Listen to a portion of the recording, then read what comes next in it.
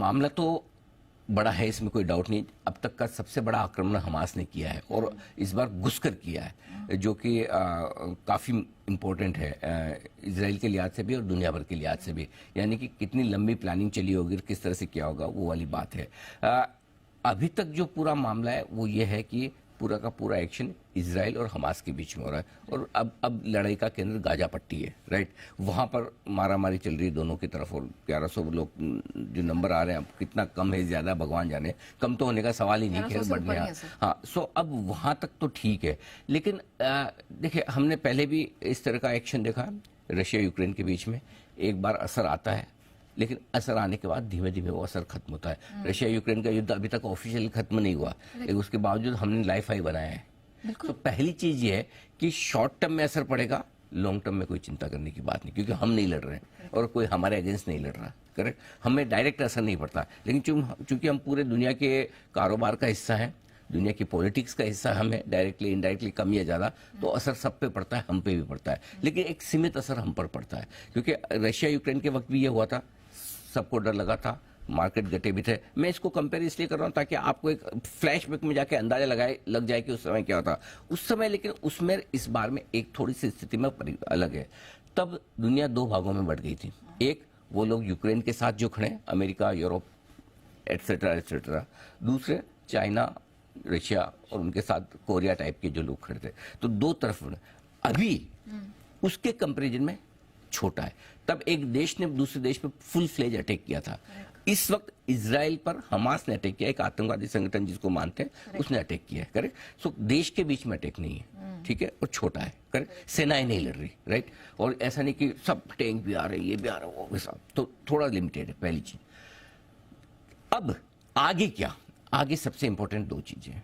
पहली चीज ये कि क्या ये हमास और इजराइल के बीच का ही मामला है, और उसमें इजराइल का जो रिएक्शन होना वो तो पक्का है, सबको पता है कि रिएक्शन तो देना ही देना है। इजराइल चुप तो बैठ नहीं सकता और बैठेगा भी नहीं, उनके वो आदत में भी नहीं है। सो वो रिएक्शन कितना होगा, एक तो ये कि जितना तुमने मुझे 2 थप्पड़ मारी मैं भी 2 ही मारूंगा, लेकिन तुमने 2 मारी मैं 10 मारूंगा, करेक्ट है ना। तो किस लेवल का रिएक्शन होगा ये सबसे इंपॉर्टेंट है। तो आज की जो सबसे इंपॉर्टेंट लाइन जो मैंने लिख के दी वो चला है कि इजराइल का एक्शन क्या होगा, वो सबसे इंपॉर्टेंट, उस पर निर्भर करेगा। इजराइल का एक्शन कितना होगा वो डिपेंड कर, क्योंकि अब इजराइल को बैकिंग मिल रही है।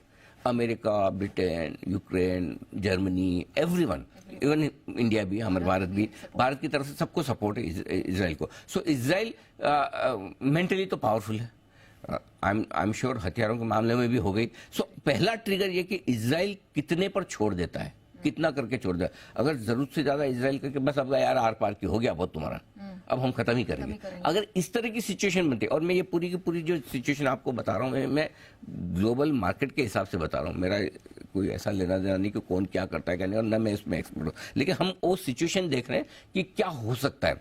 सो अगर इजराइल बड़े तौर पर एक्शन लेता है तो पहला ये ट्रिगर होगा। दूसरा ट्रिगर, ईरान का पीछे से सपोर्ट ये सब लोग जानते मानते हैं, राइट, और खुशियां भी ईरान में मनाई जा रही। क्या ईरान खुलकर सामने आ जाता है? अगर ईरान खुल के सामने आता है तो फिर 2 धड़े बन सकते हैं। अगर ये इजराइल वर्सेस ईरान हो गया, इजराइल वर्सेस ईरान हो गया। और दिक्कत क्या है, दिक्कत तब यह है कि ईरान के पास न्यूक्लियर वेपन्स है, न्यूक्लियर प्लांट्स है, दुनिया का 5वां बड़ा क्रूड सप्लायर है, और दुनिया का 5वां बड़ा क्रूड सप्लायर। तो 2 चीजें हैं, ईरान का सीधे तौर पर आना सबसे बड़ा ट्रिगर पॉइंट इसके लिए बनेगा। आएगा नहीं आएगा मुझे नहीं पता, आपको नहीं पता, शायद इजराइल और ईरान को पता हो तो हो, और किसी को हो तो हमें नहीं पता।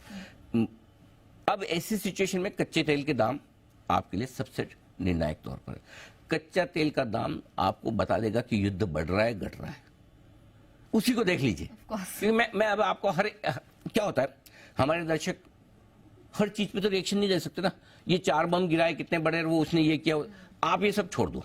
मैं आपको एक सिंपल सी चीज बताता हूं, आप अपने सामने हमेशा क्रूड के दाम लगा के रखो। क्यों? पहली चीज है कि ओपेक भी बदमाश है, अभी तो क्रूड का प्रोडक्शन कट किया हुआ है, बढ़ाएगा नहीं, तो वो तो चाहेंगे दाम बने रहे।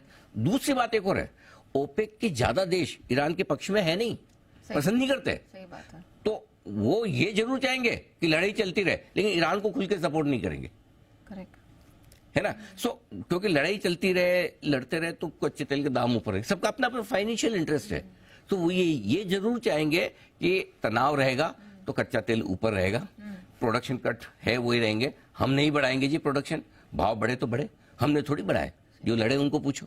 सो ये चीजें होने वाली है। सो ग्लोबली न सिर्फ हमारी इकोनॉमी के लिहाज से, हमारे लिहाज से अभी भी देखिए, ऐसा देखा जाए तो कच्चा तेल का रिएक्शन क्या है, 4% तो आजकल कच्चा तेल कभी भी बढ़ जाता है, कौन सी बड़ी बात है। सो कोई ऐसा तोड़ फोड़, ऐसा डराने वाला रिएक्शन नहीं है, ये एंटिसिपेटेड लाइंस पर ही है। हाँ। सो अभी तक सब ठीक है एक बार के लिए, लेकिन आगे आपको 3 ट्रिगर दे रहा हूं। पहला, इजराइल कितना काउंटर अटैक करता है, दूसरा ईरान सीधा आता है, और तीसरा कच्चा तेल। बस इसके अलावा चौथी चीज कुछ नहीं। बाकी आप फुटेज देखो, वो आ रहे हैं, इधर के बम गिर रहे हैं, इधर भाग रहे हैं, ये वो सब चलता रहेगा, उसको देख के कोई वो सैडिस्टिक प्लेजर है और कुछ भी नहीं। Of course. तो इसलिए बाकी चीजों में आपको as an investor, as an trader, इन 3 चीजों पर नजर रखनी। बात उसकी तो पल पल की खबर